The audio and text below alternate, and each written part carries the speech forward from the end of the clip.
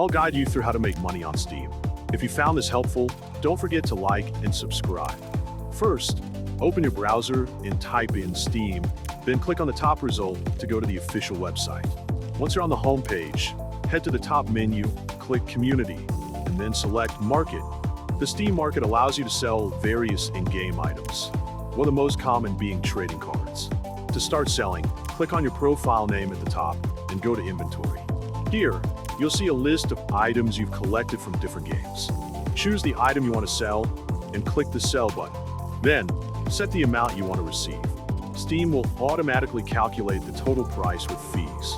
Be sure to compare your price with the median sale prices graph to stay competitive. Once you're happy with the price, check the Steam agreement box and click OK to confirm your listing.